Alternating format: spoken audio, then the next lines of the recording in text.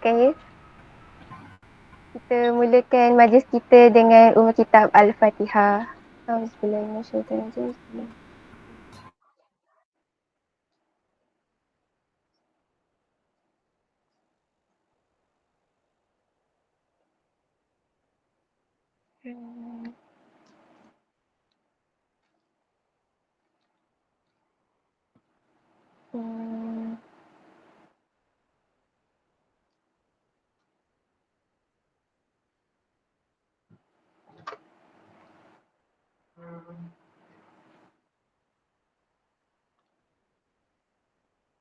Okay.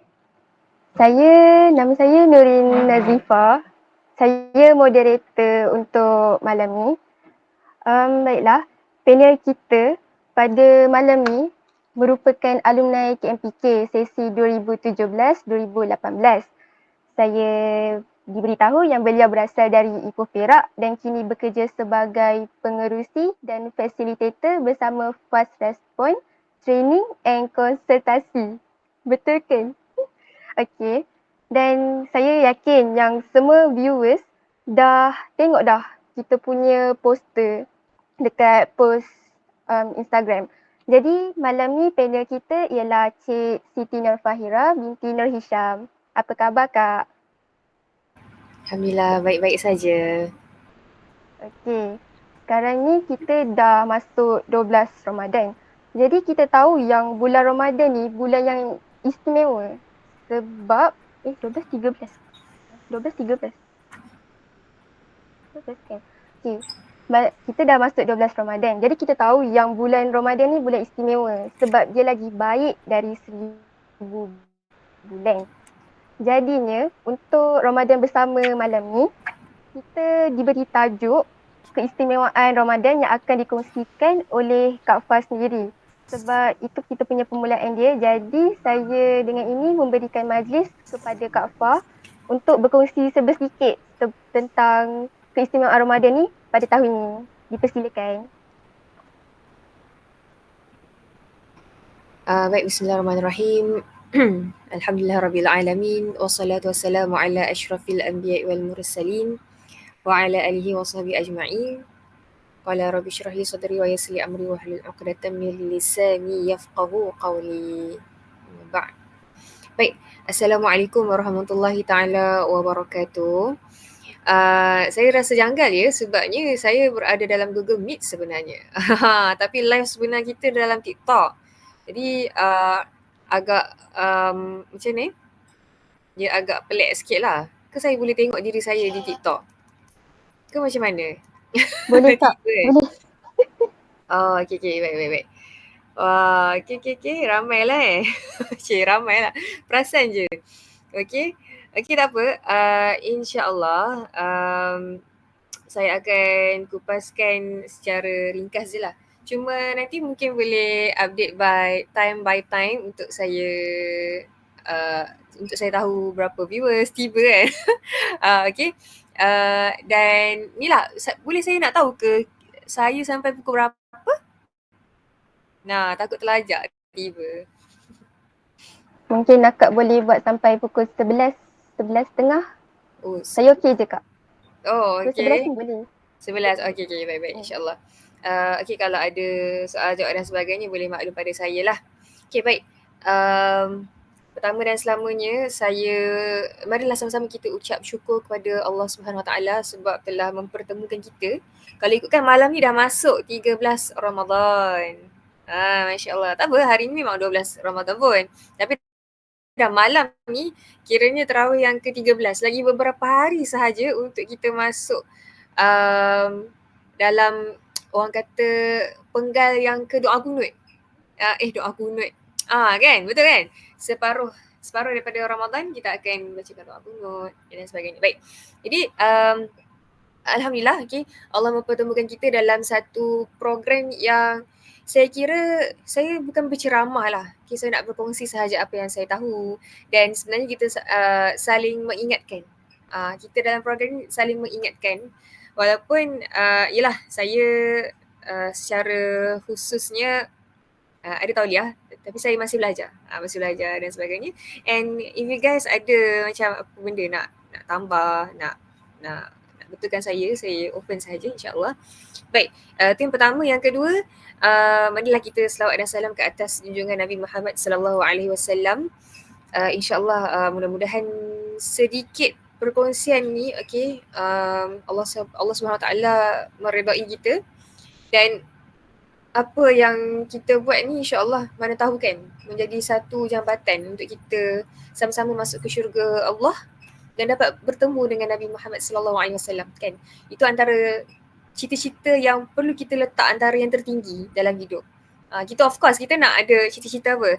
Cita-cita yang kita nak capai dekat dunia, and of course kita tak akan tinggal akhirat. Dan sebenarnya cita-cita di akhirat itu antara perkara utama yang kita perlu renungi dalam hidup ni. Itu sedikit lagi. Itu yang kedua. Yang ketiga, saya nak declare semula.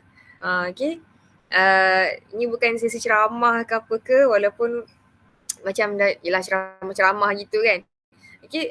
Saya akan panggil perkara ini sebagai sebuah perkongsian lah. Dan bila menyebut tentang keistimewaan Ramadan ni, saya tak akan nak hurai panjang lebar tentang apa, tentang nak bincang panjang lebar Ramadan ni apa. Sebab of course ramai yang kita dekat sini dah tahu dah sebenarnya Ramadan ni puasa, tahan nafsu kan. Dan kita akan urai sedikit-sedikit je lah apa yang perlu. And sebenarnya kita lebih kepada nak remind ourselves, betul? Sebab selalunya manusia dia semangat tu mula-mula. Biasa tak kita dengar dekat masjid kan, dekat orang duk sebut-sebut kan, alah tarawih ni first Ramadan je yang semangat pergi tarawih. Surau masjid semua full. Masuk je pertengahan semua hilang. Kan? Jadi InsyaAllah yang tadi poin yang ketiga tu adalah tentang saya nak declare lah. Ini perkongsian-perkongsian insyaAllah yang di mana sama-sama kita saling mengingatkan. Okay, baik. Baik, kita masuk ke tajuk Ramadan ni. Saya nak sampaikan kepada yang mendengar, kepada yang mendengar dalam beberapa poin yang saya kira sebenarnya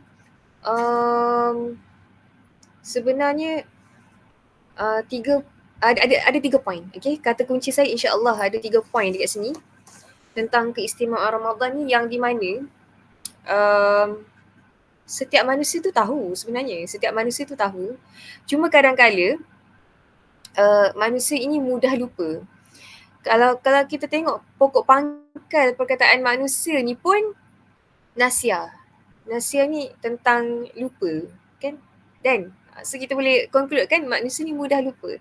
Jadi saya dekat sini pun nak sama-sama mengingatkan kan, dan sama-sama kita nak berkongsi lah. Okay, baik, insyaAllah. Jadi saya kira keistimewaan Ramadan ni yang saya nak bawakan kepada kalian, kalau kita tak buat 3 benda ni, Masya Allah tabarakallah, ia satu kerugian yang amat besar. Yang amat besar. Tapi sebelum kita nak masuk kepada 3 poin tu, saya nak masuk tentang satu hadis. Daripada hadis surat Bukhari, daripada Nabi SAW bersabda, "Man shoma Ramadan imanan wa ihtisaban, ghufira lahu ma taqaddama min dhanbi." Terjemahannya, siapa yang berpuasa pada bulan Ramadan dengan penuh keimanan dan pengharapan, maka diampunkan dosa-dosanya yang telah lalu. InsyaAllah tabarakallah. Jadi baik. Kalau kita tengok sendiri pun dekat sini, maksud kita, kalau kita boleh kita faham, kalau kita faham dari hadis ini pun Nabi mengisyaratkan kepada kita bahawa siapa yang berpuasa yang betul-betul dengan kesungguhan ni, kita kita puasa sungguh-sungguh, kan? Kita puasa sungguh-sungguh dan kita mengharapkan keampunan daripada Allah, maka Allah SWT akan mengampunkan kita. Dosa-dosa yang lalu tu Allah akan ampunkan kita. Okay? Ramadan ni apa? Ramadan bulan pengampunan, Ramadan bulan rahmat, Ramadan bulan Al-Quran dan sebagainya. Masya Allah. Okay? Jadi ada 3 kata kunci yang saya nak bawakan kepada anda, dan sebenarnya perkara-perkara ni sangat mudah.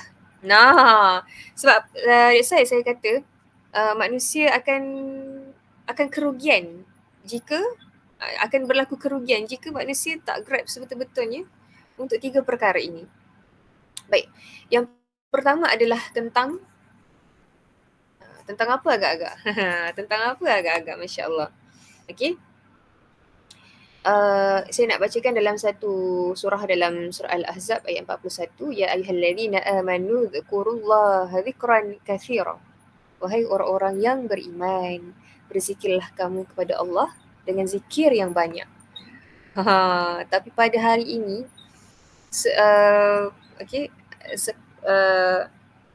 ulama menyatakan bahawa zikir ni, mengingat Allah ini, zikir ni maksudnya mengingat kepada Allah ini satu perkara yang sangat mudah untuk dibuat, namun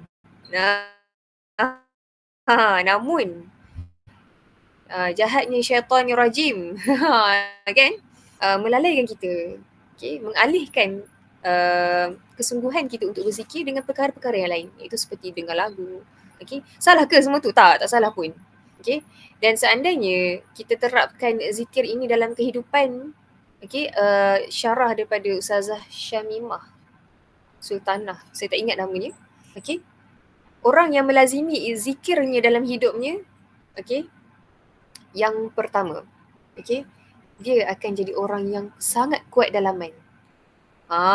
Rahsia ni, makna kata nak jadi orang yang kuat dalaman, cekal hatinya, rahsianya antaranya adalah berzikir. Keduanya, jadi orang yang kurang risau, yang kurang gelisah. Of course manusia ni hakikatnya dia memang akan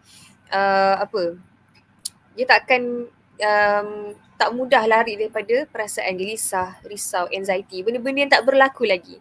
Namun dengan zikir,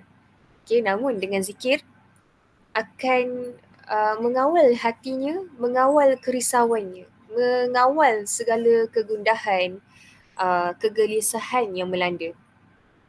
Dan zikir ini juga melatih diri kita untuk menjadi seorang yang sangat sederhana dalam pelbagai jua perkara-perkara yang kita lalui. Makna kata, contohlah, kita sederhana dalam segenap perkara. Gembira, sederhana. Sedih, bersederhana. Sedih ni, contohlah kita kehilangan apa? Kehilangan orang-orang yang tersayang. Namun dengan zikir dapat mengingatkan kita kembali kepada Allah, dan bahawasanya kita yakin yang orang-orang yang telah pergi meninggalkan kita, contohnya orang yang meninggal dunia, kan? Orang-orang yang tersayang meninggal dunia, kita yakin bahawasanya dia telah kembali ke tempat yang paling baik, iaitu kembali kepada Allah, kan? Selalu kan kita dengar, kan? Telah kembali ke rahmatullah si fulan bin si fulan, contoh. Maksud kata kembali kepada Allah, tempat sebaik-baik, tempat yang insya-Allah ada hikmah di sebaliknya. Kenapa Allah ambil dia? Biasanya kita akan cakap, biasa kita dengar selalu, Allah sayang, Allah lebih sayangnya, kan? Allah lebih sayangnya. Dan kita sepatutnya di sebalik kesedihan tu, pemergian seseorang kita sayang tu mengajar kita erti redha yang masya-Allah, dia telah pergi ke tempat yang paling baik. Jadi kunci zikir ini adalah nak tak nak adalah sebenarnya mengajar hati, mendidik hati untuk sentiasa tenang, untuk sentiasa bersederhana. Bila ditimpa musibah, ada zikir yang kita bacakan dalam Al-Quran pun menyatakan innalillahi wa inna ilaihi raji'un.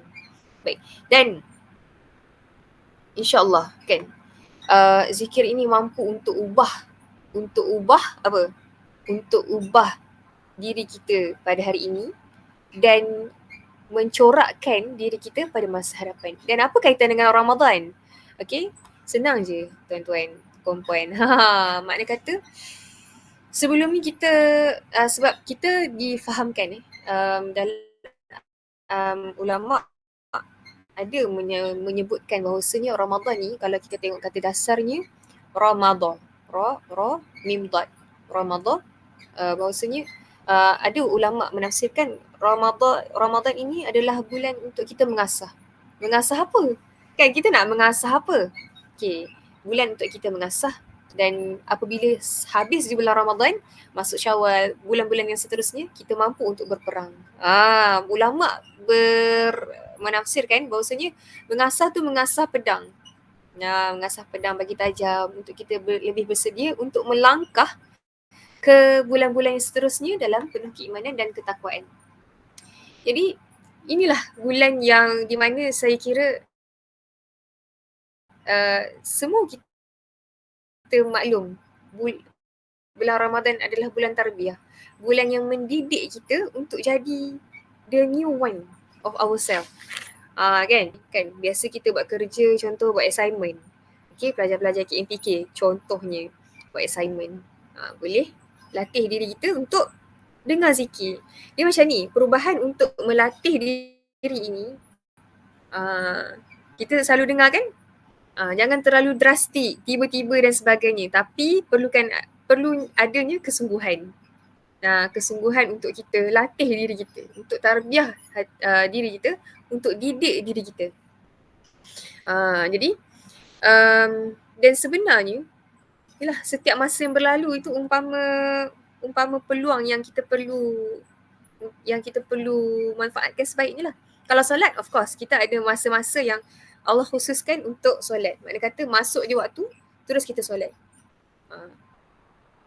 Tapi zikir iaitu tentang mengingat Allah ini sentiasa. Jadi bagaimana mulut kita untuk berzikir, hati kita adakah selalu mengingati Allah. Dan dalam setiap benda yang kita nak buat tu, adakah kita ingat Allah? Macam tu. Jadi setiap detik yang berlalu tu kita sebenarnya boleh kumpul pahala dengan zikir. Kan?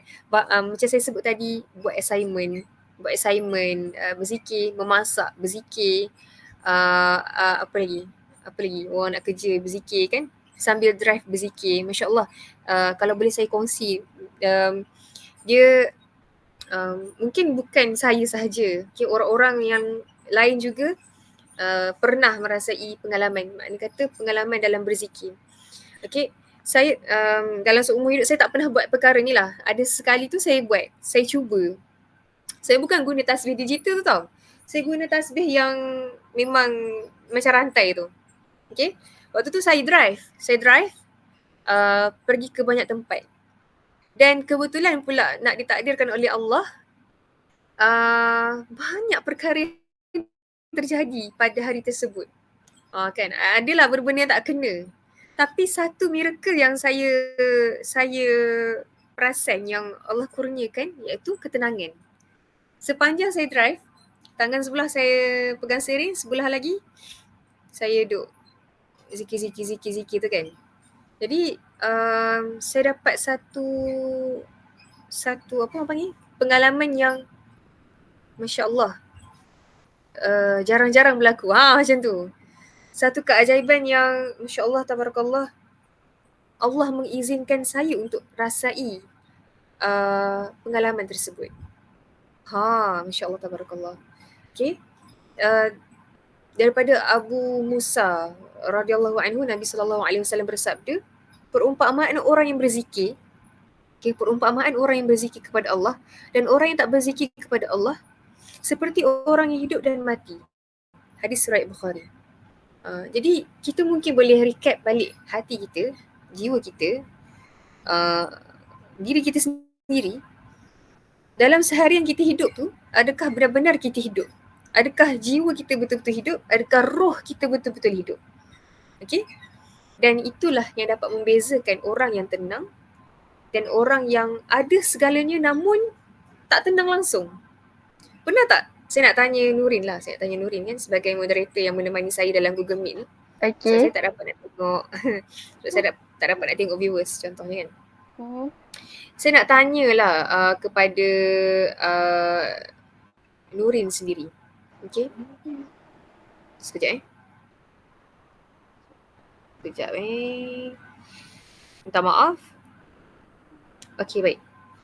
Saya nak tanya kepada Nurin sendiri. Pernah tak jumpa seseorang yang apabila kita duduk dengan dia tu kita rasa tenang sangat? Tenang. Nah, tenang tu, okay. Tenang yang mampu mengembalikan ingatan kita kepada Allah Subhanahu Wa Taala.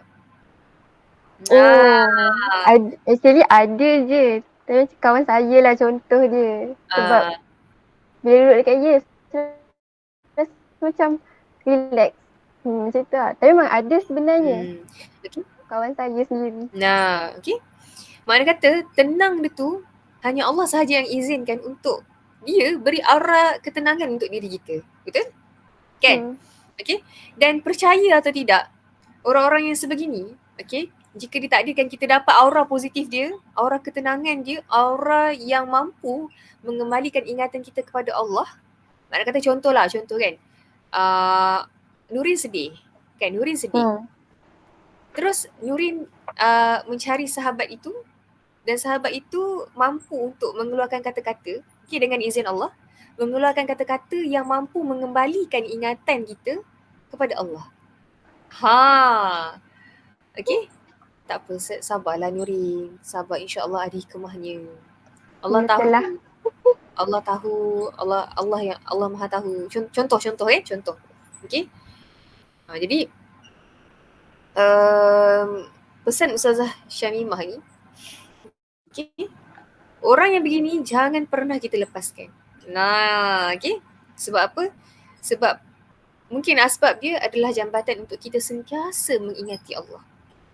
Okey. Dan berbalik lain pula kepada orang yang ada segala-galanya. Dia ada harta, dia ada pangkat, dia ada kereta yang mewah, dia ada rumah yang besar dan sebagainya, namun dia tak pernah tenang. Kan? Banyak kan kita jumpa, biasanya kita tengok dalam drama lah, dia banyak benda kan, tapi langsung tak pernah tenang, dia tak pernah happy dan sebagainya. Okay. Jadi itu menjadi salah satu contoh lah. Okay. Salah satu contoh untuk zikir ini adalah sebenar-benarnya bagaimana penghayatan kita dalam mengingati Allah. Jadi dalam bulan Ramadan inilah antara bulan yang kita perlu sentiasa mengingati Allah. Kita perlu sentiasa mengingati Allah dengan perbanyakkan berzikir. Dan para ulama ada menyebutkan bahawa antara zikir yang paling diutamakan, okay, adalah istighfar, memohon ampun kepada Allah. Okay. Dengan perbanyakkan istighfar, okay, dalam hadis riwayat Abu Dawud, sesiapa yang memperbanyakkan istighfar, maka Allah memberikan kelapangan untuknya dari setiap kesedihan dan kegelisahan. Dan Allah akan memberikan rezeki untuknya dari arah yang tak disangka-sangka.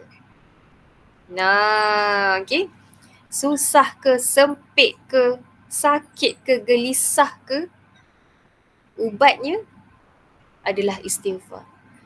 Itu antara saya pernah lah dengar, memang ada orang pernah bertanya kan tentang amalan nak zikir apa yang paling diutamakan kan. Ini para ulama menyebutkan antaranya adalah istighfar adalah zikir yang paling diutamakan. Bahkan banyak lagi zikir-zikir yang lain, seperti ni zikir Fatimah yang Nabi SAW ajarkan kepada anaknya Fatimah dengan zikir Fatimah kan 33 kali untuk setiap subhanallah, alhamdulillah, Allahu akbar, dan diakhiri dengan itulah penutup untuk melengkapkan 100 tadi.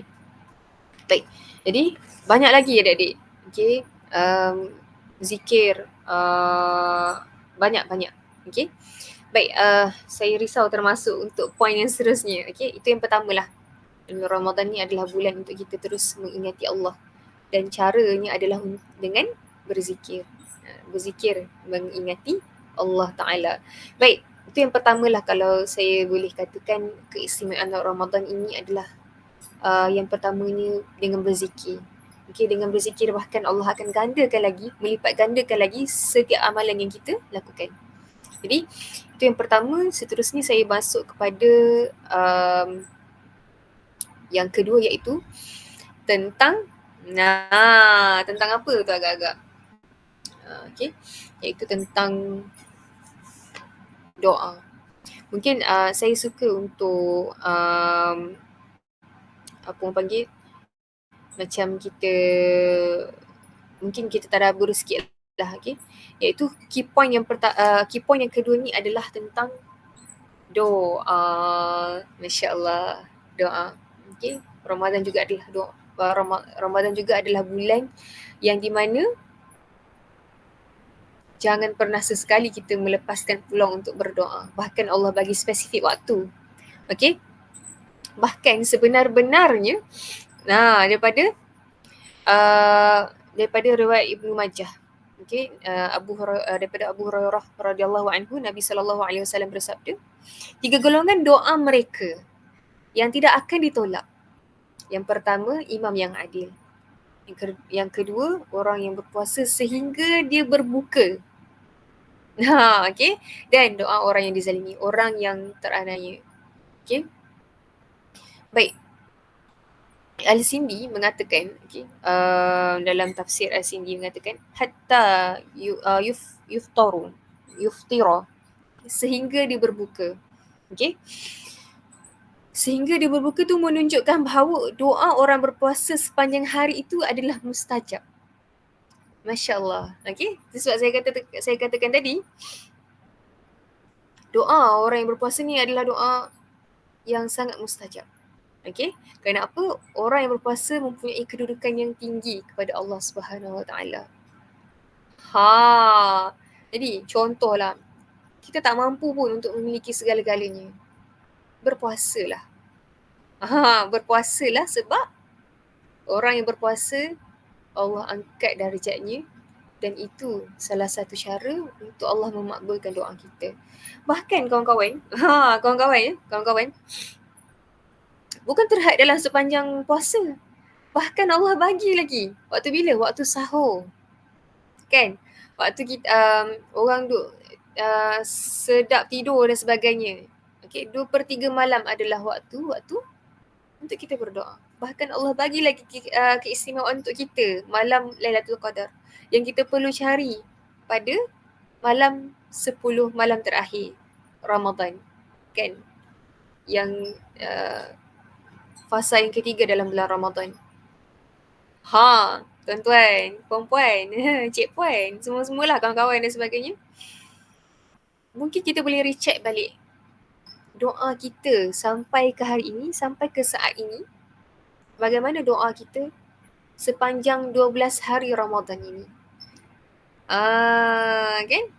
Jadi saya baru selesai bagi ceramah kepada pelajar-pelajar sekolah menengah lah siang pagi tadi. Okay. Saya suruh mereka untuk listkan apa benda yang mereka nak dalam hidup mereka. Saya suruh listkan apa sahaja hajat, harapan, impian, cita-cita dan sebagainya. Saya suruh mereka listkan. Okay. Ada yang ada yang cara ragu-ragu dan sebagainya. Okay. Kak Fah ni nak buat apa kan? Macam tu lah. Jadi alasan saya untuk mereka tulis tu adalah nak tak nak mereka perlu jelas apa yang mereka nak, dan insya-Allah Allah akan kabulkan. Kan lagi spesifik lagi bagus kan. Sebab Azizan Osman pun, Dr. Azizan Osman pun seorang usahawan juga menyebutkan bahawa orang yang berjaya lah, dia akan listkan apa yang dia nak buat. Dalam apa yang dia nak buat tu adalah proses untuk dia dapatkan apa yang dia hajatkan. Jadi mungkin kita boleh recap balik, kita renung balik, kita muhasabah balik macam mana doa kita pada hari ini. Dan bahawa sesungguhnya dalam surah Ghafir ayat 60, dan Tuhanmu berfirman, okay, berdoalah kepadaku dan saya akan aku perkenankan bagimu. Okay. Qala rabbukum ud'uni astajib lakum. Kan? berdoalah kepadaku, nescaya akan aku kabulkan. Sesungguhnya orang-orang yang sombong tidak, Allah sambung lagi, sesungguhnya orang-orang yang sombong tidak mahu menyembahku akan masuk neraka jahanam dalam keadaan hina dina. Masya Allah. Kan? Wa'iyazbillah. Okay. Kita recheck balik. Kadang-kadang kita bukan sombong kan? Kadang-kadang kita malas. Ataupun kadang-kadang kita macam Allah akan kabulkan ke tak payahlah. Ataupun baru berapa hari kan? Relax lah. Ada lagi 17 hari untuk kita berdoa. Banyak lagi masa. Silap-silap kita tak tahu kan? Allah akan lalaikan kita sampai ke sudah. Nak kata kita tak berdoa pun. Kan? Na'uzubillah. Ataupun Allah akan tarik nyawa kita bila-bila masa sahaja. Na'uzubillah. Jadi, adakah kita nak menjadi orang yang rugi ataupun tidak? Rebutlah keistimewaan Ramadan ini dengan berdoa. Okay? Dalam, saya tadabbur sikit-sikit je lah. Saya hurai ringkas je lah. Dalam surah Al-Baqarah ayat 183 hingga 187. Ayat 183 menjelaskan bahawasanya ya ayyuhallazina amanu kutiba alaikumusiyam kan. Okey. Allah menyatakan bahawa kewajipan, Allah memerintahkan kewajipan berpuasa kepada manusia supaya menjadi orang yang bertakwa. Itu ayat 183. Ayat 184 pula Allah menjelaskan, Allah menyatakan kasih sayang Allah kepada orang yang berpuasa. Yakni dalam ayat 184 nanti mungkin boleh refer balik. Okay? Orang yang tak mampu, orang yang bermusafir, Allah beri kasih sayangnya untuk memberi keringanan. Dan kepada mereka perlulah ganti, bayar fidyah kepada puasa-puasa tersebut. Seterusnya dalam 185 pula Allah menjelaskan turunnya Al-Quran pada bulan Ramadan dan menjadi petunjuk kepada manusia, iaitu nuzul Quran. Okay. Dan 187, 186 mana nanti dulu. 187 Allah menyatakan, Allah menyebutkan tentang panduan kepada suami isteri ketika berpuasa. Dia kata bila bersama dan sebagainya, Allah kasih panduan. Tapi mana ayat 186? Okay. Kita baca dia punya terjemahan.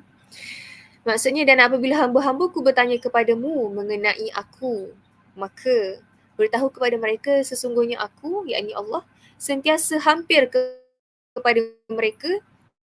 Aku perkenankan permohonan orang yang berdoa apabila ia berdoa kepadaku. Maka hendaklah mereka menyahut seruanku dengan mematuhi perintahku. Dan hendaklah mereka beriman kepadaku supaya mereka menjadi baik serta betul. Itu dalam surah Al-Baqarah ayat 186. Allah nak kata apa? Iaitu tentang doa. Okay? Menurut Imam Ibn Ashur, letak duduknya ayat ini mengisyaratkan bahawa Ramadan adalah bulan yang dikabulkan doa dan permintaan. Doa, bulan untuk kita berdoa. Kan? Kawan-kawan, kawan-kawan, penonton sekalian, okay? Hadirin yang dirahmati Allah. Bahkan Allah kabulkan permintaan kita ni dalam banyak cara. Kan? Ada 3 cara. Yang pertama, Allah kasih direct. Ya Allah, lepas aku berbuka ni, lepas aku terawih, aku nak makan moreh ya Allah. Aku nak makan roti john ya Allah. Allah kasih. Allah bagi direct. Ya Allah, waktu pukul 12 ni aku nak tidur, aku nak kailullah ya Allah. Allah kasih. Ya Allah, apa lagi permintaan kita? Allah bagi direct. Kan? Yang kedua, Allah bagi dalam keadaan tunggu dulu sampai bila? Tapi Allah kasih. Yang di sini Allah akan uji. Allah akan uji apa? Allah akan uji kesabaran kita. Allah akan uji kesungguhan kita. Allah akan uji bagaimana kita meminta terus kepada Allah. Mana kata kita tak lupa untuk meminta kepada Allah. Jadi ini bentuk yang kedua. Dan yang ketiga, Allah tak bagi langsung. Kenapa Allah tak bagi langsung? Kerana Allah nak bagi yang lebih baik, yang lebih hebat. Jadi ada 3 cara. Tak kira cepat, tak kira lambat. Bahkan Allah akan kasih yang lebih hebat. Nah, okay. Jadi itu adalah tentang poin yang Itu tentang berdoa. Jadi, jadilah kita orang yang sentiasa untuk terus berdoa. Don't ever underestimate our doa. Okay? Dan mungkin saya mungkin nak share lah sedikit tentang doa ni, macam mana kita nak doa kan. Okay? Semua orang tahu bahawasanya of course kita nak doa, kita nak minta pada Allah ni ada adab-adabnya kan. Kan? Kalau kita nak bercakap dengan orang tu ada adabnya, begitu juga untuk kita meminta kepada Allah sebagai hamba. Kita sedar kan kita hamba, dan kita meminta itu ada satu perkongsian, saya ringkaskan. Doa ini lebih indah kalau kita sandarkan segalanya pada Allah.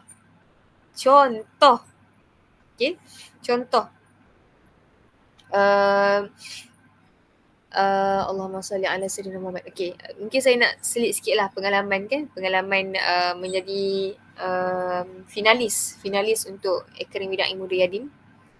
Yang saya tak pernah terfikir pun untuk saya jadi finalis waktu tu. Okay. Saya cerita daripada, sebenarnya saya ada niat, dah simpan niat. Daripada saya dah pernah simpan niat daripada tahun 2022. Makna kata saya teringin nak masuk di MY tu pada tahun 2022. Sehari sebelum saya nak pergi interview, abang tak kasi. Jadi saya redha lah. Dan Allah nak kasih yang lebih baik. Jadi saya pun dapatlah kerja dekat Maybank HQ. Okay. Jadi bila itu yang pertama, makna kata tak dapatlah nak masuk untuk sesi 2022. Keluar lagi hebahan pada 2023. Kan kawan duk PM ni PM tu PM kan. Kita macam nak try kan. Jadi saya PM abang saya. Ya boleh tak saya nak Ira nak masuk ni kan. Abang saya cakap ikut lah. Ikutlah macam wah dia dah kasih. Jadi ini satu kesempatan untuk saya buat betul-betul lah. Jadi saya pun cuba. Okay. Dengan niat saya tak ada pasang niat apa-apa pun selain saya nak pengalaman ilmu. Okay, dekat Akademi Da'i Muda Yadim kita didedahkan dengan pelbagai ilmu, berjumpa dengan figura-figura dakwah yang hebat, terkemuka dalam Malaysia. Jadi of course Allah akan uji kita dalam niat kita yang tulus ikhlas kan, kita nak untuk ilmu. Of course Allah akan uji kita dengan malasnya, dengan mengantuknya, dengan rasa rendah diri sebab terlalu ramai orang-orang yang hebat. Saya bagi tahu terus terang, ramai sangat orang-orang yang hebat. Saya kira macam kalau kita boleh bagi perbandingan lah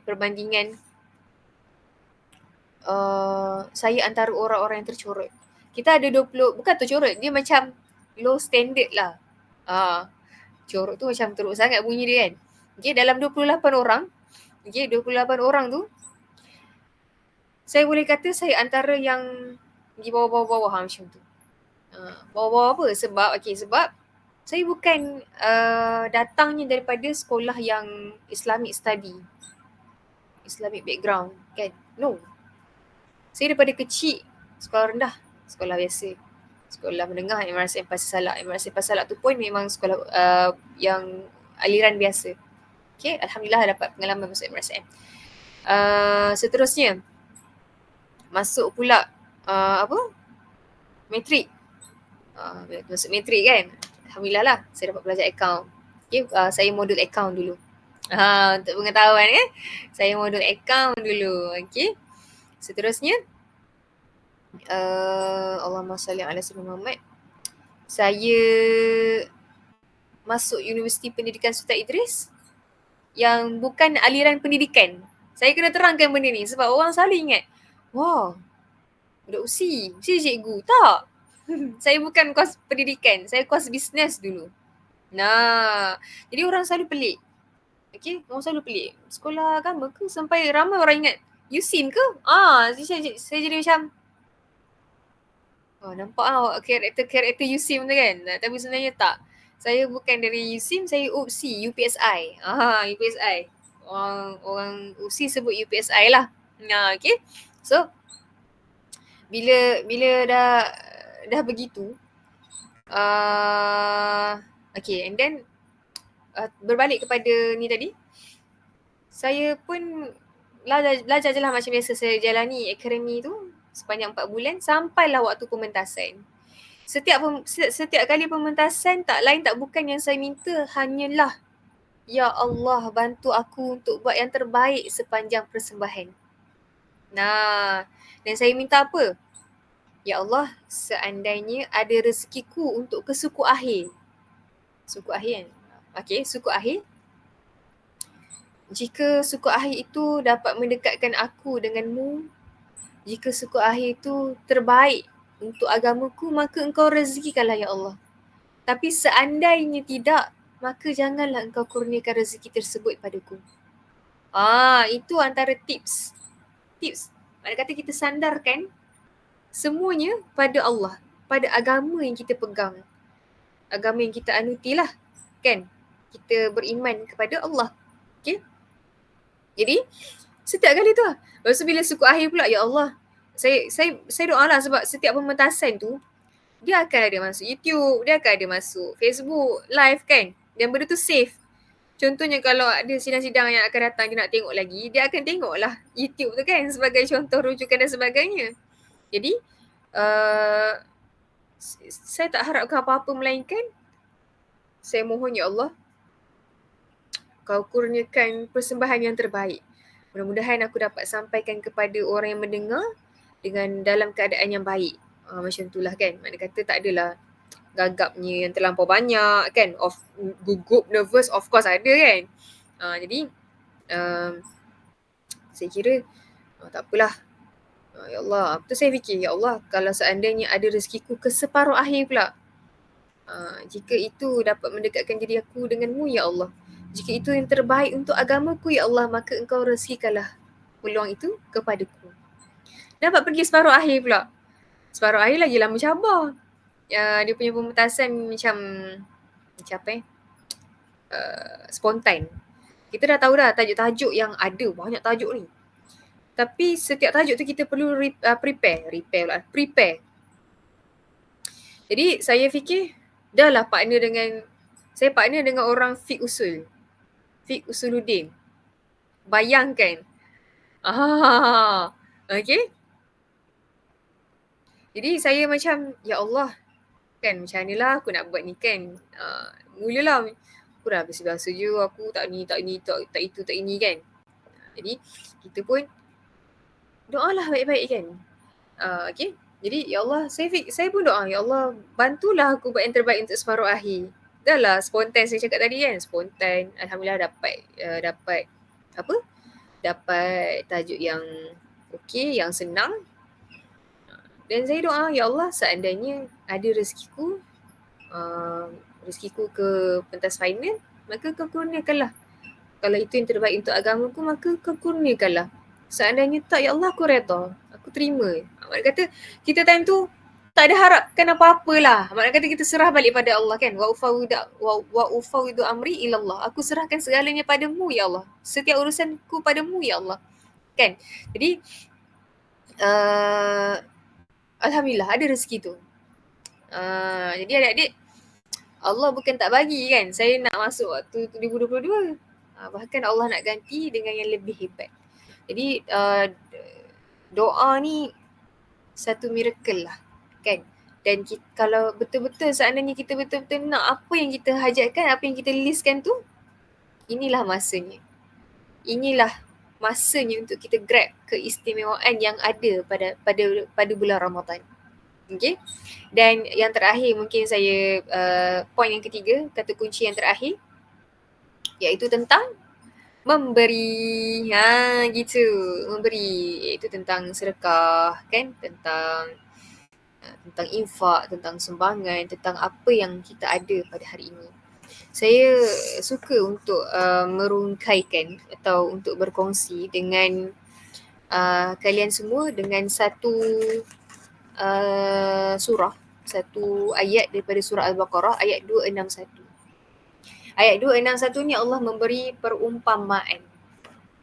Dia tentang perumpamaan. Macam seperti analogi. Allah kasih analogi dalam ayat ni. Okey?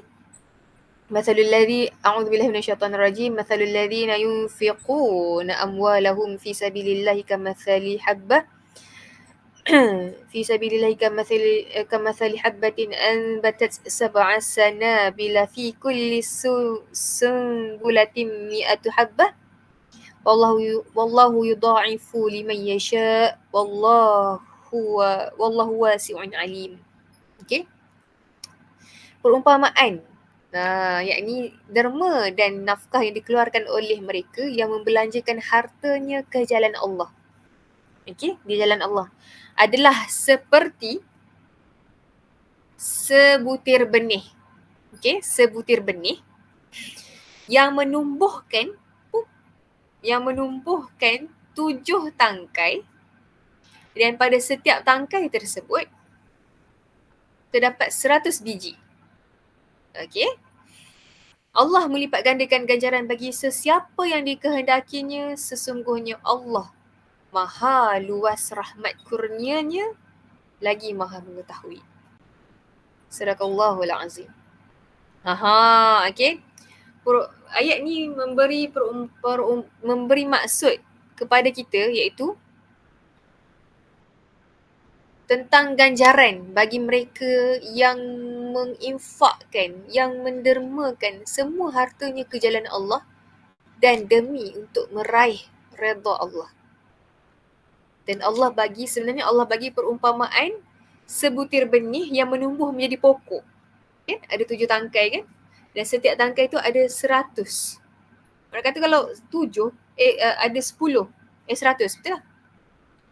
Kalau 7 kali 100 berapa? 700. Makna kata ganjaran ini lebih mulia daripada 700 itu tadi. Makna kata ganjaran ni menyentuh jiwa kita lebih daripada 700 ni. Secara psikologinya, manusia ni, manusia dia akan mudah terpengaruh atau mudah tertarik dengan perkara yang dia nampak. Contoh. Okey. Contohlah saya cikgu pada murid-murid, jika anda dapat jawab kuis ni, saya akan bagi hadiah kepada anda. Contohnya pen, handphone contoh. Kan, kita akan segera buat betul-betul kan. Bayangkan sedekah.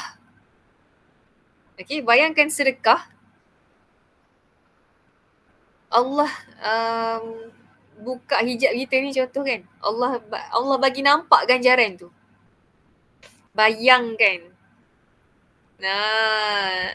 Tapi dekat sini Allah tak bagi nampak, tapi Allah sebut dalam Al-Quran. Jadi bagaimana kita punya pemberian pada hari ini? Adakah kita betul-betul grab sebaik-baiknya dalam bulan Ramadan? Lagilah yang kita buat segala kebaikan yang kita buat. Jadi mungkin kita boleh renung balik, kan? Okay. Dan dekat sini, sekejap.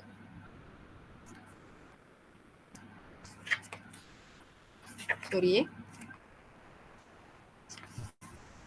mana ke? Baik. Disambung pula dalam ayat 262 tentang ganjaran orang yang memberi infak ni.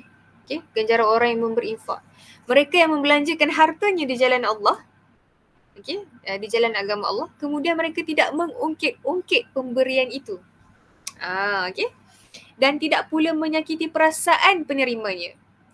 Maka mereka memperoleh pahala di sisi Tuhan mereka.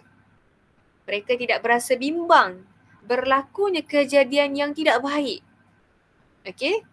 Ataupun terhadap mereka, dan tidak pula bersedih hati.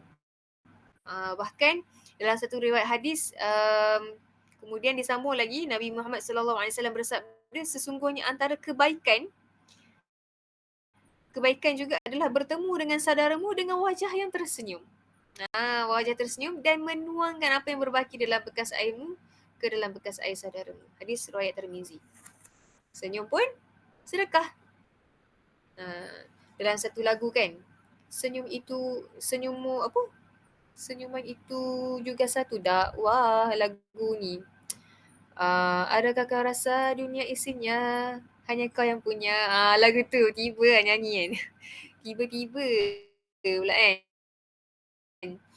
Okay, dalam rap Syamsul tu, Mawi ke Syamsul, senyumanmu itu juga satu dakwah. Macam tu. So, senyumlah. Itu pun sedekah. Jadi janganlah kita khawatir kan, risau kan tak dapat nak sedekah infak. Sedekahlah 10 sen pun. Tapi orang hari ni malu nak sedekah 10 sen. 10 sen tu duit ke? Duit. Bayangkan 10 sen itu tadi sebutir benih tadi. Sebutir benih tadi yang menumbuhkan 7 tangkai dan setiap tangkai tu ada 10 biji. 100 biji. Hebat tak hebat kuasa sedekah ni kan? Jadi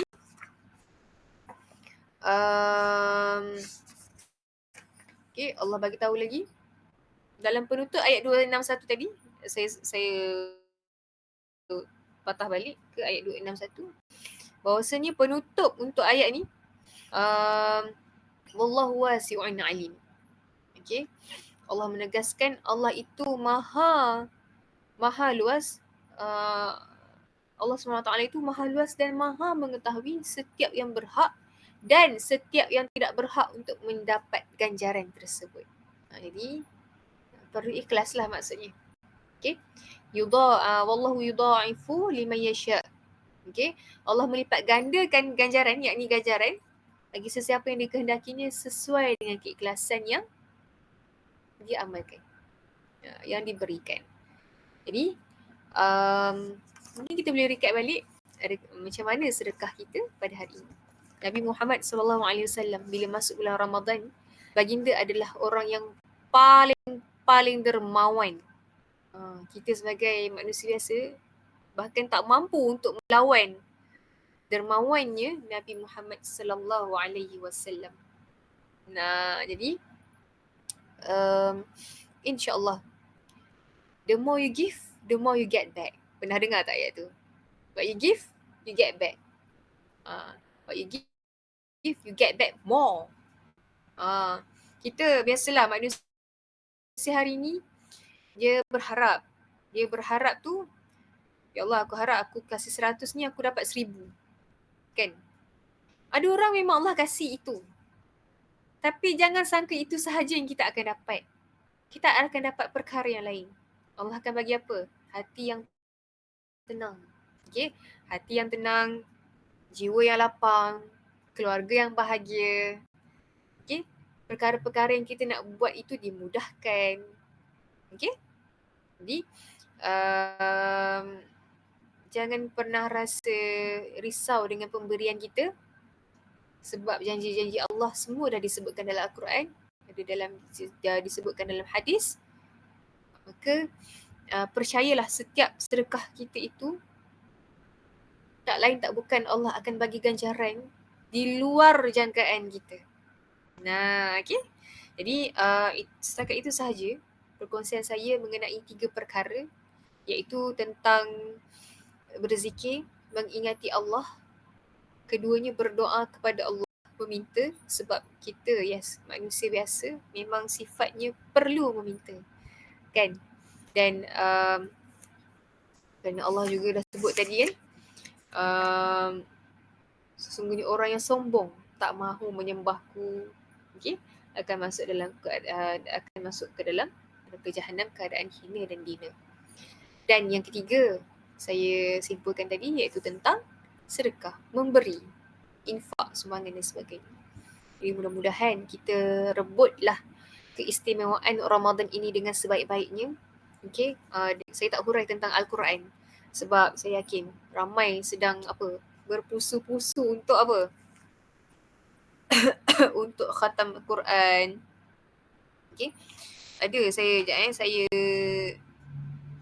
saya buka tentang orang yang membaca Al-Quran ni khusus untuk orang yang gagap. Okay, daripada Aisyah radhiyallahu anhu, Nabi SAW bersabda, Orang yang mahir membaca Al-Quran, dia akan bersama dengan malaikat yang mulia.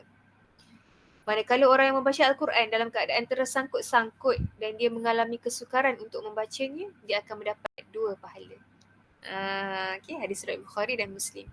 Jadi dengan pernah rasa ni lah, dengan pernah rasa insecure, teruskan usaha untuk membaca Al-Quran. InsyaAllah Allah akan angkat tinggi martabat orang yang membaca Al-Quran. Okay, itu sahaja. Ramadan ni bulan mengingati Allah, bulan zikrullah. Ramadan bulan untuk kita berdoa, dan Ramadan bulan untuk kita memberi. Dan Ramadan adalah, saya tambah sikit tentang ni sikit je lah sampingan tentang Al-Quran. Jadi mudah-mudahan itu sahaja daripada saya. Saya harap mendapat sedikit sebanyak kebaikan, walaupun hanya dengan 1%. Saya mohon maaf sekiranya daripada saya ada kekurangan, tersalah kata, silap tutur bicara sepanjang berkongsi, kerana sesungguhnya apa yang saya kongsikan ini juga adalah satu peringatan untuk diri saya, yang peringatan sebagai motivasi untuk diri saya juga. Dan mudah-mudahan ini salah satu asbab para malaikat sentiasa mendoakan kita walaupun kita dalam keadaan online. Okay, para malaikat mendoakan kita, Allah mengabulkan segala impian kita. Jadi wallahu alam. Aku qauli hadza astaghfirullahi wa lakum. Assalamualaikum warahmatullahi taala wabarakatuh. Waalaikumsalam warahmatullahi taala wabarakatuh.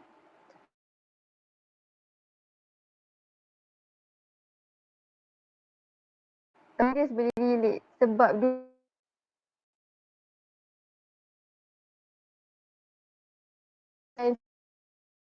saya kira apa semua. Lepas tu tutup tak dapat. Saya menangis tak habis-habis. Lepas tu masuk form 4 baru dapat. Tapi itu pun sebab saya fikir balik macam tak apalah, kalau saya dapat. Kalau tak dapat tak apalah. Untuk dapat. So macam saya boleh relate lah dengan benda ni sebenarnya. Macam tu. Okay. Dan sekarang ni saya ingat kita nak buat sesi Q&A. Tapi sekejap Kak.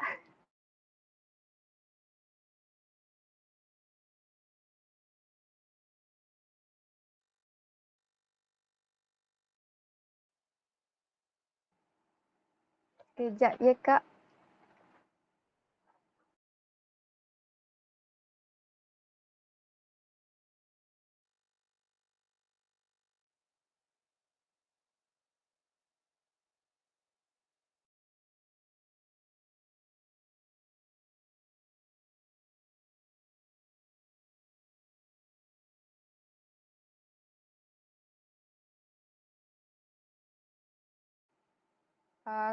Kak, actually kita sebenarnya sebenarnya macam ni.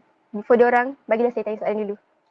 Okay, contohlah kan, boleh ke macam Al-Quran ni kan kita kan kena macam pakai elok-elok apa semua nak baca kan. Tapi contoh kalau dalam kereta ke, tak dalam kereta lah, saya sendiri. Contohlah saya buat kerja, buat assignment, homework, boleh tak saya pasang ayat Al-Quran macam tu? Boleh tak? Saya tengah buat kerja lepas saya pasang ayat Al-Quran. Ke tak boleh? Oh, buat kerja assignment lah maksudnya. Ha.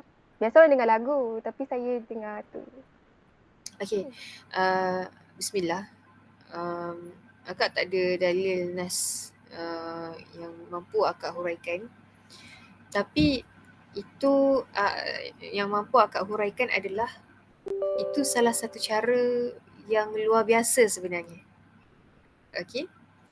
Saya tengok, akak tengok sahabat-sahabat akak sambil tidur pun buka ayat Al-Quran. Oh. Kan? Jadi baguslah sebenarnya. Kalau ikutkan bagus. Okay. Tak banyak orang buat. Dan jika awak buat, sebenarnya awak antara insan yang terpilih. Yang Allah nak sentiasa nak sentiasa kita ni berada dalam kebaikan. Okay. Teruskanlah nak buat kerja tu. dalam keadaan kita mendengar ayat suci Al-Quran. Contohnya sebab salah satunya kadang-kadang kita tak mampu untuk baca Al-Quran. Yang pertama adalah sebab kita uzur, wanita. Wanita ada, Allah bagi cuti kan? Allah bagi cuti. Jadi kita tak boleh nak baca Al-Quran. Jadi cara lain untuk kita untuk sentiasa ingat Al-Quran adalah dengan memperdengarkan Al-Quran. Contohnya kalau kita nak tidur, baca surah Al-Mulk. Kita hafal, baca je lah hafal. Baca je lah, tak ada masalah. Kan? Buat kerja, buat assignment. Kan? Waktu drive, dengar bacaan Al-Quran. Dengar je lah. Bahkan dalam radio, contohnya saya buka Radio Zayan. Radio Zayan, setiap malam ada je bacaan suci Al-Quran. Setiap petang ada segmen H&H. Ada segmen bacaan Al-Quran. Tak ada masalah. Dengar je lah. Okay. Dalam dengar juga, Allah akan bagi pahala. Kebaikan ni, selagi perkara itu baik, maka Allah akan kasihkan ganjaran ni. Okay. Allah Alam. Ya, sebab kan kita kan kena pakai elok-elok kan dengan ayat Quran. So macam kita pakai biasa je tapi kita buat kerja. So macam saya fikir macam boleh ke? Okay. Mungkin boleh tambah sikit. Akak pernah buat satu video sebenarnya. Okay. Tapi nanti boleh buka mufti dan sebagainya. Bicara ada perkongsian dan akak buat video tu. Menerangkan bahawa kalau kita baca Al-Quran, dengan tidak memakai tudung, maka ia dibolehkan. Mungkin akak minta maaf, akak tak ingat dia punya, tapi akak pernah buat video, boleh cari. Hukum orang yang membaca Al-Quran tapi tak tutup aurat. Maksudnya kata dia tak pakai tudung dan sebagainya, boleh. Dibolehkan. Boleh. Melainkan kalau dia baca Al-Quran, ada orang yang bukan mahram dengannya, bukan muhrim dengannya, maka dia perlu tutup elok-elok. Dan sebaiknya kita tutup elok-elok lah dalam kita nak membaca Al-Quran. Tapi hukum untuk tidak menutup aurat itu boleh atau tidak? Boleh. Selagi kita membacanya. Boleh. Wallah alam. Akak, boleh tak share sikit? Macam kan macam ni nak cakap, kita nak cari malam Lailatul Qadar. Tapi kami sebagai student kadang kan macam saya nak cakap kan busy apa semua. Lepas taklah busy, tapi kiranya macam apa macam amalan yang paling at least kita boleh buat time malam tu. Macam tu. Macam itulah dia macam at least kita boleh buat untuk nak cari malam Lailatul Qadar tu. Sebab kadang kita ni bukannya full time boleh menghadap. Kita pun macam kadang kita penat nak tidur. Tapi kita nak juga buat benda tu. Apa yang at least yang kita boleh buat? Okay, akak pernah dengar perkongsian ustaz. Aku tak ingatlah ustaz mana bahawasanya untuk bangun malam ni, sambil baring ke, sambil bangun sekejap ke, kita doa, ya Allah, aku rasa malas ni ya Allah. Tapi aku nak sangat kau ampunkan aku. Setakat itu sahaja pun mampu dikira kita bangun, kita berkiam. Okay, kunci untuk dapat Lailatul Qadar ni ialah Allah akan pilih hamba-hambanya lah kan, dan melihat kesungguhan hambanya. Tapi paling at least apa yang kita mampu buat adalah kita baca doa tadi, doa yang istimewa yang diajarkan Nabi untuk bulan Ramadan. Saya lupa tadi bagi tahu kan. Allahumma innaka afun tuhibbul afwa fa'fu anni. Ya Allah, sesungguhnya Engkau Maha Pengampun dan Engkau suka akan kemaafan, maka ampunkan kami ya Allah. Itu satu doa yang istimewa untuk Ramadan. Baca lah. Kan? Allahumma innaka afun tuhibbul afwa fa'fu anni. Bahkan kalau pernah dengar asyhadu an la ilaha illallah astaghfirullah as'aluka al-jannah wa a'udzu bika minan nar ya karim. Kan? Kita baca doa tu diajarkan baca sebelum berbuka. Boleh juga nak baca waktu qiyamul lail, waktu ni lah, waktu kita qiyam lah kan, bangun malam. Bacalah. Tu at least lah, at least perkara-perkara yang boleh dibuat adalah dengan berdoa. That's why Lailatul Qadar ni dia tak terhad kepada orang yang boleh solat sahaja. Bahkan yang orang yang bercuti, orang yang uzur juga Allah kasih. Dengan cara yang apa? Dengan cara berdoa. Bangun at least tak mampu nak buat, tak mampu nak solat, tak boleh solat kan? Apa yang Allah bagi buat adalah dengan bangun dan berdoa. Dan mengamalkan doa tadi. Allahumma innaka afuwun tuhibbul afwa fa'fu anni. Ya Allah, sesungguhnya Engkau Maha Pengampun dan Engkau suka akan kemaafan. Maka ampunkan aku ya Allah. Okay. Itu at least lah amalan-amalan. Antara yang lainnya berzikir. Benda-benda ni lah amalan-amalan sunat yang kita tahu. Okay. Wallah alam. Selebihnya boleh ni lah rujuk mufti kat YouTube ke. Okay. Allah alam. Kakak, actually ada kawan saya ni tanya yang macam mana kita nak detect itu malam Lailatul Qadar. Macam kan orang kata hari ganjil macam tu. Tapi macam mana kita nak detect? Ada kawan yang tanya ni. Macam akak boleh terangkan? Okay, baik. Sebenarnya banyak hadis lah kalau nak reflect. Dan kita Allah alam, kita sebenar-benarnya sebagai manusia biasa, kan, kita bukan wali Allah, kita manusia biasa. Bahkan manusia waktu zaman Nabi juga tidak tahu Lailatul Qadar tu bila, kan. Tapi kebanyakan ulama bersependapat bahawasanya Lailatul Qadar tu boleh jadi pada malam ganjil. Kebanyakannya. Sebab apa? Sebab bila pada malam tersebut, contohnya lah, so kita tak tahu kan, bukan ulama tahu sebelum. Maknanya kata contoh malam tu malam ke-23. Contohlah esok adalah hari ke-23. Maknanya kata kita bangun sahur, sebelum sahur tu kita qiyam betul. Jadi lepas habis sahur semua tu masuk subuh, hari untuk kita lalui siang, pagi, tengah hari tu kan, ulama dapat apa orang panggil, menentukan ciri-ciri berlakunya Lailatul Qadar malam tadi. That's why kita dengar banyak ulama-ulama bersependapat bahawasanya Lailatul Qadar ni terjadi pada malam ganjil. Sebab apa? Ulama ni dia ada kelebihan, okay, wali Allah, kelebihan dari Allah, Allah alam macam mana kelebihan tu kan. Tapi nak katanya ulama-ulama yang baik-baik ni kan, okay, wali Allah ni mereka dapat trace yang malam tadi adalah malam Lailatul Qadar.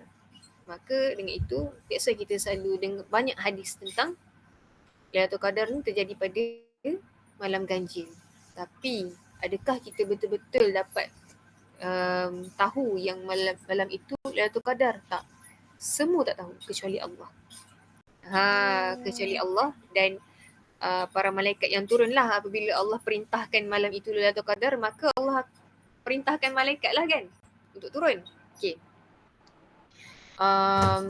Setelah itu, okay. Dan ada beberapa pendapat ulama juga, ni yang Ustazah Kak share lah. Okay, daripada MRSM lagi. Akak dengar perkongsian ni. Bukti-bukti yang, bukanlah bukti-bukti, tanda-tanda yang kita boleh kita bukan boleh nak tentukan, tak boleh. Kita sampai kesudah kita tak akan boleh tentukan. Okay? Tapi kita boleh jangka atau kita boleh rasa. Okay? Pada malam tersebut, kita akan rasa tenang. Contohnya esok 23 kan. So, malam tarawih tu, lepas tarawih tu contohnya, okay, ni Ustazah Kak share lah. Dan Ustazah Kak ni share daripada kata-kata ulama lah. Akak simpulkan. Yang pertama, malam tu kita akan rasa tenang. Itu yang pertama, rasa tenang. Seterusnya, kita akan rasa pada Allah alam lah sunyi tu macam mana kan. Insan terpilih, akak beritahu ni insan terpilih yang Allah bagi keistimewaan ni. Okay. Dan seterusnya pada malam itu juga dikatakan kita tak akan nampak bintang. Kita tengok awan tu gelap je. Kita akan nampak bintang, bulan, tak nampak. Wallah alam lah macam mana kan. Okay. Kemudian esok harinya pula, maksudnya lepas masuk subuh tu, pada siangnya pula, kita lihat matahari tu seakan-akan ada tak ada. Maknanya cahaya matahari tu ada. Tapi Redup-redup. cahaya dia redup, lain daripada yang lain. Kita boleh trace lah. Okay. Kita tengok. Dan seterusnya, pada siang tersebut juga, kelihatan tak banyak awan. Tak banyak awan. Betul. Tak banyak awan. Maknanya kata macam mendung, macam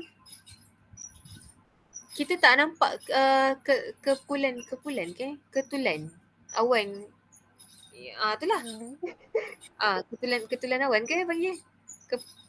Kumpulan awan. Yang itulah kan. Okay, kumpulan awan ni tak nampak. Dia kata macam sekata je langit tu. Itu antara ciri tanda yang bahawasanya malam tadi adalah malam Lailatul Qadar. Okay. Dan setiap kali masuk 10 Ramadan tu, bila siang tu akak memang perhati lah langit. Akak perhati langit kan. Sebab akak teringat perkongsian Ustazah akak. Ni pada sharing daripada ulama' lah. Okay. Akak tengok langit. Inilah kot malam ni. Besok tengok macam sama je kan. Allah alam. Ciri-ciri ni beberapa ulama' lah yang mengeluarkan. Okay. Tapi bahawasanya takkan kita nak buat amalan pada malam ganjil je. Kan? Mana tahu Allah akan bagi pada malam genap. Kita takkan selamanya tahu. Jadi itu antara cirinya sahaja. Okay. Selebihnya wallah alam, Allah yang maha tahu segalanya. Tu setakat yang akak boleh share, yang akak tahu sikit. Okay. Wallah alam.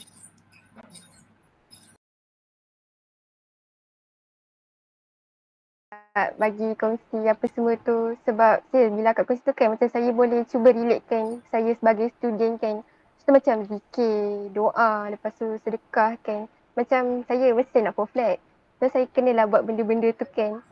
Jadi macam dia macam bagi kesedaran kat saya. Kadang saya pun rasa macam ya Allah malasnya nak buat benda tu, tapi saya nak flat, so saya kena buat.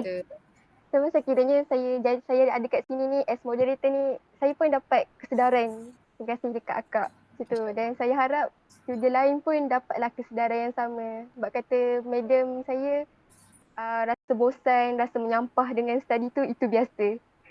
Macam tu.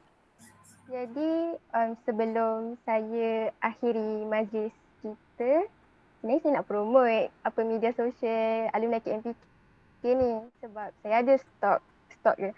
Saya stok lah apa IG alumni KMPK. Banyaklah aktiviti menarik. Jadi kalau macam nak tahu lagi lanjut, bolehlah follow dekat Instagram alumni KMPK dengan TikTok. Tapi ada juga Twitter pun ada, Facebook ada. Tapi saya budak zaman sekarang kan, saya pakai TikTok dengan Instagram lah. Yang tu. Jadi saya tamatkan majlis kita pada hari ini dengan tasbih kafarah dengan surah Al-An.